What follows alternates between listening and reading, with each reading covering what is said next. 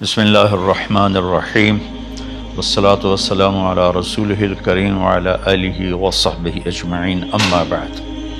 میرے محترم بھائیوں، بہنوں، بچوں، بچیوں، عزیزوں، جاننے والے، نہ جاننے والے، السلام علیکم ورحمۃ اللہ وبرکاتہ۔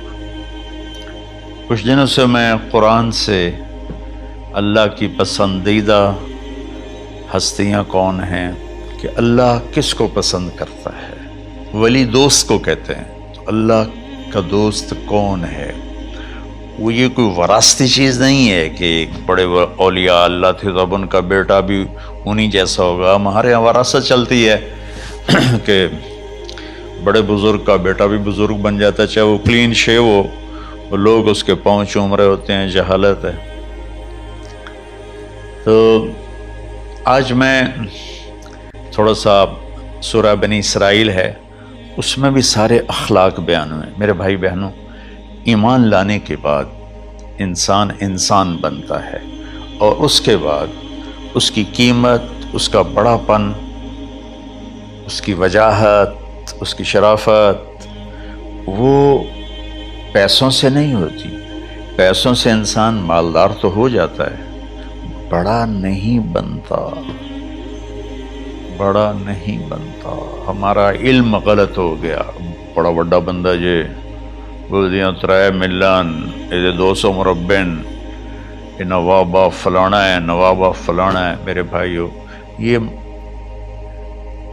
بالکل غلط علم ہے۔ بڑا وہ ہے جسے اللہ پسند کرے، بڑا وہ ہے جو میرے نبی کی زندگی کے پیچھے چلے، بڑا وہ ہے جس سے اللہ تعالیٰ راضی ہو جائے، باقی سب چھوٹے چھوٹے ہیں۔ تو آج ایک تیسری جگہ سے میں کچھ باتیں قرآن سے عرض کروں گا جن کا تعلق ہمارے ایمان سے بھی ہے، اخلاق سے بھی ہے۔ وہ ہے بسم اللہ الرحمن الرحیم، وَقَضَىٰ رَبُّكَ أَلَّا تَعْبُدُوا إِلَّا إِيَّاهُ بِالْوَالِدَيْنِ إِحْسَانًا إِمَّا يَبْلُغَنَّ عِندَكَ الْكِبَرَ أَحَدُهُمَا أَوْ كِلَاهُمَا فَلَا تَقُل لَّهُمَا أُفٍّ وَلَا تَنْهَرْهُمَا وَقُل لَّهُمَا قَوْلًا كَرِيمًا وَاخْفِضْ لَهُمَا جَنَاحَ الذُّلِّ مِنَ الرَّحْمَةِ وَقُل رَّبِّ ارْحَمْهُمَا كَمَا رَبَّيَانِي صَغِيرًا۔ یہ بہت بڑا مضمون ہے۔ اللہ نے قرآن بھر دیا والدین کے خدمت کے لیے، والدین کی اطاعت کے لیے، والدین کی ماننے کے لیے۔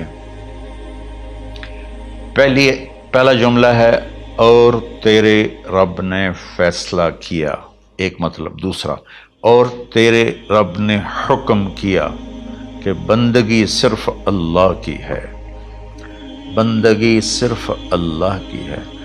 عبد اسے کہتے ہیں جو ہر بات پہ سر جھکا دے، عبد اسے کہتے ہیں جو ہر بات پہ بچھ جائے، اس کو عبد کہتے ہیں۔ تو اللہ کہہ رہا ہے میرے بندو، میرا ایک فیصلہ ہے اور میرا ایک حکم ہے، میرے سوا نہ تمہارا ہاتھ کسی کے آگے پھیلے، نہ تمہاری گردن کسی کے آگے جھکے۔ ایک دوسرے سے مدد لینا، اس کو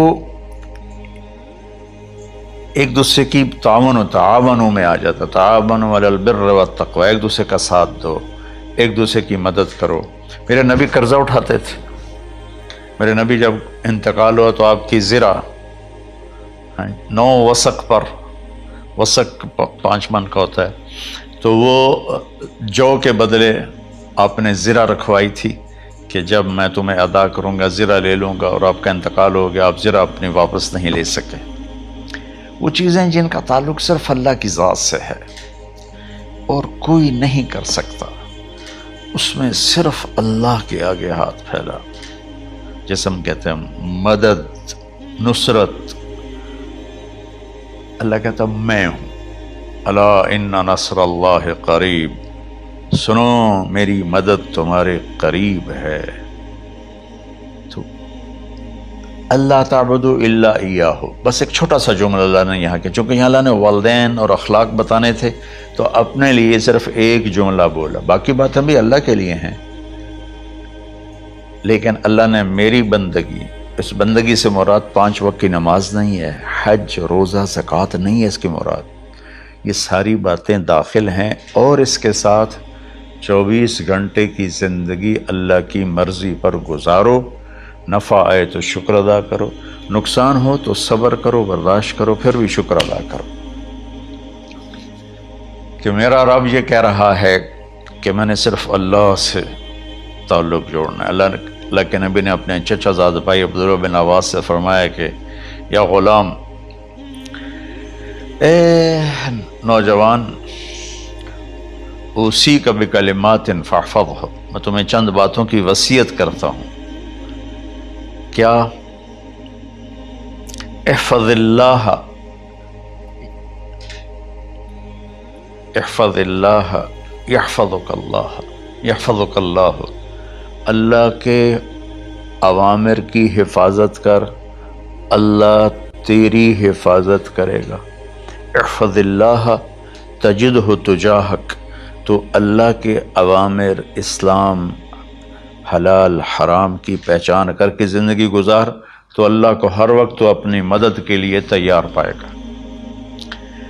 اور لمبی حدیث ہے، عشاء کی نماز کا وقت ہو رہا ہے، اس میں وہ جملہ جو اس میرے مضمون سے متعلق ہے، وَإِذَا سَأَلْتَ فَاسْأَلِ اللَّهِ، جب بھی مانگو اللہ سے مانگو، جب بھی مانگو اللہ سے مانگو، اللہ کے سوا کوئی دینے والا نہیں ہے، صرف اللہ ہے دینے کے لیے۔ وَإِذَا اسْتَعَنْتَ فَاسْتَعِنْ بِاللَّهِ، اور جب مدد کے لیے ہاتھ اٹھاؤ تو صرف اللہ کو پکارو، جب ضرورت حاجت کے لیے، مدد کے لیے ہاتھ اٹھاؤ تو اپنے اللہ کو پکارو۔ تو یہ حدیث کی بات بھی ہے، جو قرآن کی بات بھی ہے۔ اس کے بعد آگے اللہ کہتا ہے وَبِالْوَالِدَيْنِ إِحْسَانًا، اور اپنے والدین کے ساتھ احسان کرو۔ احسان کا کیا مطلب ہے؟ اللہ آگے اسی کی تشریح کر رہا ہے۔ ویسے احسان کا مطلب عربی میں ہوتا ہے، یہ جو ہمارا اردو کا احسان ہے، میں تیرے تو احسان کیتا ہے، تم نے نالے کی کر رہے ہیں، یہ بھی مطلب ہے، لیکن احسان کا اصل مطلب ہوتا ہے، احسان حسن سے ہے، حسن، حسن سے الف، 2 الف ملے اور احسان بن گیا۔ احسان کا مطلب ہوتا ہے کسی بھی کام کو جو دنیا کا ہے، دین کا ہے، اسے انتہائی خوبصورت طریقے سے کرنا۔ جیسے کسی دلہن کا میک اپ ہوتا ہے نا، تو 5-6 گھنٹے 4 گھنٹے کے بعد وہ کہتی ہے، جو ہوتی ہے اس کا میک اپ کرنے والی، کہ جی بس یہ مکمل ہو گیا ہے اور اب اس سے آگے نہیں ہے۔ تو آخری انتہا، اچھائی کی آخری انتہا پر پہنچ کے کام کرنے کو احسان کہتے ہیں۔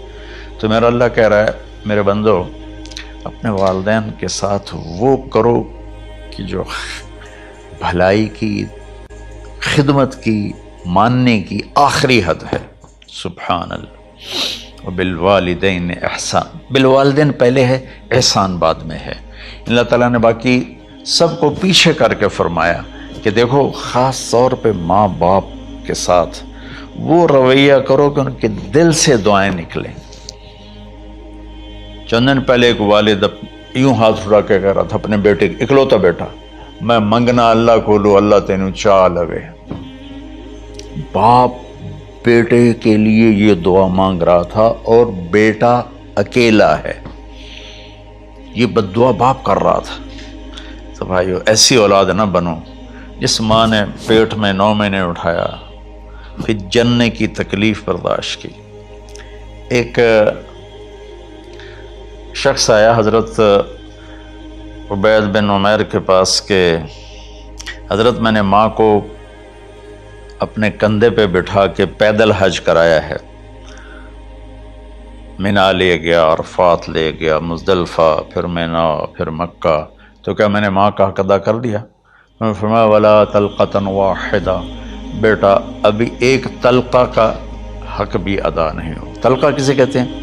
جب بچہ پیدا ہونے کا وقت آتا ہے تو ماں کو دردوں کی لہریں اٹھتی ہیں، وہ اتنی خوفناک ہوتی ہیں کہ ماں چیخ چیخ کے رہ جاتی ہے، اور بعض اوقات ڈیلیوری لیٹ ہو جاتی ہے تو وہ تڑپتی ہے، روتی ہے۔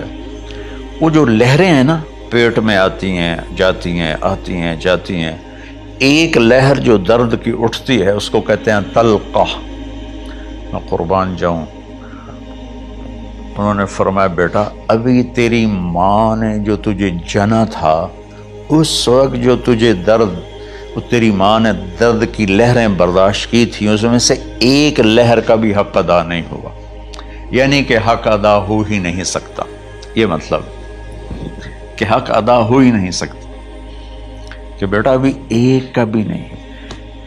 پھر حضرت عبداللہ بن عمر سے ایک شخص نے پوچھا کہ اچھا یہ جو آدمی تھا یہ خراسان، یہ ایران میں ہے اور افغانستان میں، یہاں سے ماں کو پیدل کندھے پہ بٹھا کے مکے پہنچا تھا، اندازہ لگا اس نے کتنی مشقت اٹھائی۔ اور عبید اللہ بن عمیر کہتے ہیں بیٹا ابھی ایک لہر کا حق ادا نہیں ہوا۔ یہی سوال حضرت عبداللہ بن عمر سے کیا ایک شخص نے کہ حضرت میں نے اپنی ماں کو حج کرایا ہے، سارا میں نے پیدل کرایا ہے اور کندھے پہ اٹھا کے کرایا ہے، تو کیا میں نے ماں کا حق ادا کر دیا؟ وَلَا زَفْرَةً وَاحِدًا وَلَا زَفْرَةً وَاحِدًا۔ کہ بیٹا تیری ماں نے تجھے پالتے ہوئے جو تھک تھک کے لمبے لمبے سانس لیے، ہوکے بھرے، ابھی ایک ہوکے کا حق بھی ادا نہیں ہوا، یعنی حق ادا ہو ہی نہیں سکتا۔ تو احسان کے آگے تشریح آ رہی ہے۔